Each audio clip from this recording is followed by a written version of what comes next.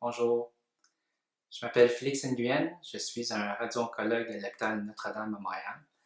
Et dans cette capsule, je vais vous parler du cancer, plus des généralités des concepts de base. Donc, un cancer, à point de départ, c'est une cellule microscopique qui a perdu le contrôle, qui n'arrête pas de se dédoubler, euh, de se reproduire, de se propager. Des cancers, on peut en avoir partout dans le corps. Tout le corps au complet est assujetti à ce phénomène-là. Donc, on peut avoir des cancers de la peau, des cancers de la gorge, des cancers de l'œil, des cancers du cuir chevelu, du pied, de la jambe, de la prostate.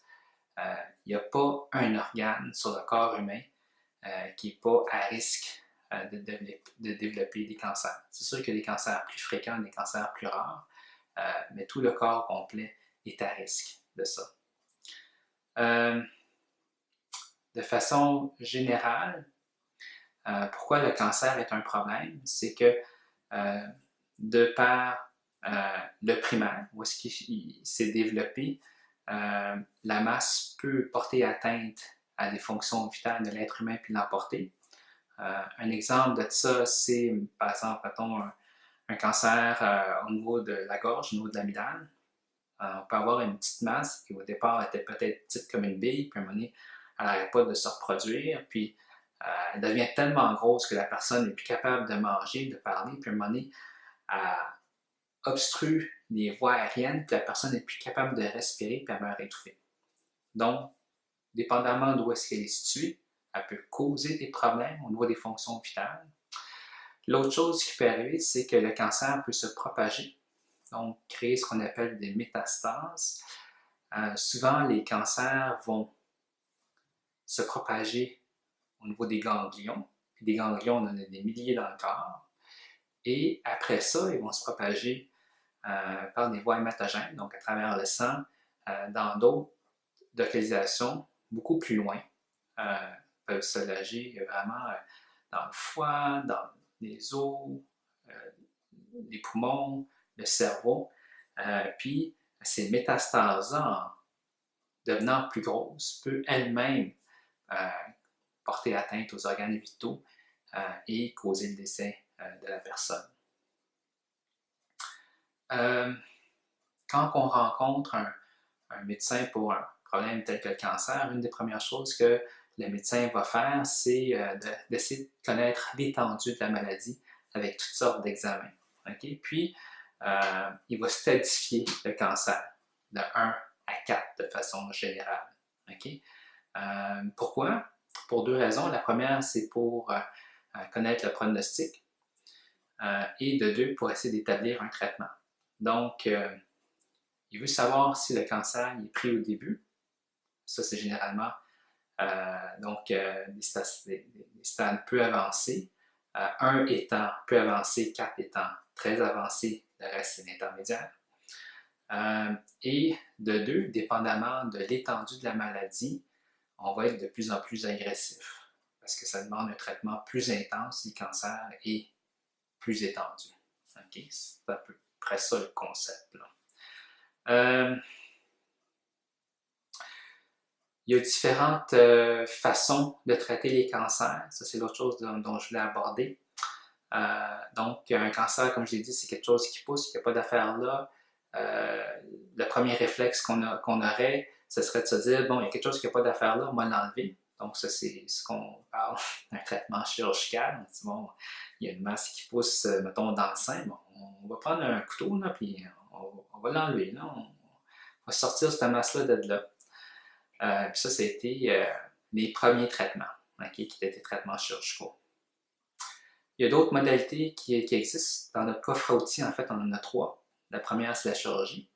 La deuxième, c'est la radiothérapie. Une des choses que je voulais que vous sachiez, c'est que la radiothérapie, c'est quand même une vieille spécialité, un outil qui date depuis quand même un certain temps. On utilise la radiothérapie depuis 1895 pour traiter les cancers. Et grossièrement, ce que ça fait, la radiothérapie, c'est ça émet de la radiation, des rayons X, et puis, grosso modo, ça fait fondre le cancer, la tumeur. Okay. L'autre outil qu'on a dans notre coffre pour traiter les cancers, c'est la chimiothérapie. Souvent, ce sont des oncologues médicaux qui font ça. Ça, c'est des médicaments généralement qu'on donne par les veines. Des fois, on peut aussi donner ça en pilule. Okay.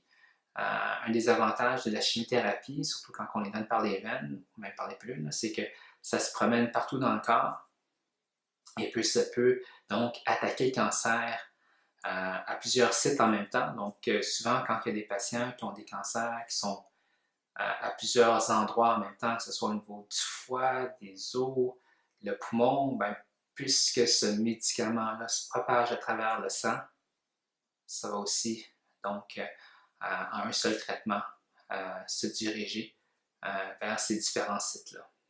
Okay. Donc, les cancers vont commencer à un endroit, c'est ce qu'on appelle le site primaire, et après ça, ils vont généralement se propager dans les ganglions, et après ça, dans les organes vitaux. L'autre chose aussi que je voulais donner comme message, c'est que chaque site a des pronostics différents. Il y en a un cancer du poumon et un cancer de la prostate. C'est deux choses totalement différentes. Et aussi, les stades sont également faits en fonction de chaque site et on ne peut pas interpoler le cas d'un patient qui a un cancer du poumon, par exemple, de stade 3, à un patient qui a un cancer du côlon de stade 3. Même si c'est le même stade, ce sont deux choses totalement différentes. Okay? Et l'autre chose aussi que je voulais donner comme message, c'est que même à l'intérieur d'un site, chaque cas est différent. Chaque patient se comporte différemment. Chaque tumeur a ses propres caractéristiques. Et on pourrait avoir deux personnes qui ont des cancers de gorge à des stades qui sont similaires, mais ça ne veut pas nécessairement dire qu'ils vont se comporter et qu'ils vont réagir de la même façon, que ce soit au traitement qui a été donné, et ainsi de suite. Là. Donc, j'espère que ça vous a été utile. C'est vraiment des concepts généraux. Et puis, dans d'autres capsules, on va essayer de tenter d'aborder des choses un petit peu plus spécifiques. Merci.